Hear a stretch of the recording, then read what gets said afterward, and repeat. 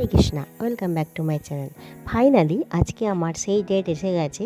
আমার হচ্ছে সিকিম যাওয়ার ডেট। তো আজকে এই ফার্স্ট দিন আমাদের যেহেতু ট্রেন আছে, তো আমরা ফটফট ব্যাগ গুছিয়ে বিকেলবেলা বেরিয়ে পড়েছি ট্রেনের জন্য। এখন আমরা অটোয় করে চলে গেলাম বাস স্টপে। এখানে আমাদের বাস স্টপ থেকে যেতে হবে কলকাতা স্টেশন। বাসে উঠে পড়লাম, কারণ হচ্ছে আমাদের বাস ছিল 4:10 আর ট্রেন ছিল 9:30। তাই আমরা চলে গেলাম কলকাতা স্টেশনে। কলকাতা স্টেশনে গিয়ে আমরা আরও কিছু জনের জন্য ওয়েট করছিলাম, কারণ আমাদের এটা ছিল লেডিস ট্রিপ। খুবই একটা উত্তেজনাপূর্বক ট্রিপ ছিল, মানে বলার মতো নয়। বহুদিন ধরে আমাদের এই প্ল্যানিং চলে আজকে আমরা প্ল্যান করে বেরিয়ে পড়তে পেরেছি। তো দেখে নাও, আমাদের এসে গেছে সমস্ত বান্ধবী বা যারা আমাদের সাথে যাচ্ছে। আমরা প্রায় 6 জন যাচ্ছি। তো সবাই এসে গেছে। আমরা এখন ট্রলি নিয়ে ট্রেনের উদ্দেশ্যে পৌঁছে গেলাম। তো আমাদের ট্রেন প্রায় হাজির। তো আমরা উঠে পড়লাম ট্রেনে ওঠার পর আমরা বসে বসে খুব মজা করছিলাম। তো আমাদের শুরু হয়ে গেল জার্নিং পর্ব এখান থেকেই। তো আমরা এখন রাত হয়ে গেছে অনেকটা, সেই জন্য আমরা সবাই মিলে খাওয়া দাওয়া শুরু করলাম। কারণ আমাদের সবাই বাড়ি থেকে একটু খাবার বানিয়ে নিয়ে গেছিলাম, রুটি, আলুর দম, আলু ভাজা, ডিমের কারি। তো এইগুলোই সব রাতে আমরা ডিনার করলাম। করার পরে একটু চা খেয়ে আমাদের খাওয়া দাওয়া কমপ্লিট। এরপর আমরা সবাই শয়নে যাব। তো শুয়ে একটুখানি বাইরেরটা দেখতেছিলাম। তারপর আমরা সবাই ঘুমিয়ে গেলাম। ঘুম থেকে উঠেই দেখলাম ভোর হয়ে গেছে, সূর্য মামা উদয় হয়ে পড়েছে। তো আমাদের প্রায় আমরা পৌঁছেই গেছি শিলিগুড়ির কাছাকাছি। তো আমরা এখন ট্রেন থেকে নেমে পড়লাম সবাই মিলে। সবাই যে যার ট্রলি নিয়ে ব্যাগপত্র গুছিয়ে চললাম। আমরা এখন পৌঁছে গেছি এনজিপিতে, নিউ জলপাইগুড়ি। তো আমরা খুবই এক্সাইটেড, যেহেতু আমাদের এটা লেডিস ট্রিপ। তোমরাও দেখতে থাকো কেমন লাগছে আমাদের ট্রিপটা। যাওয়ার পথে কিছু দৃশ্য দেখে নাও।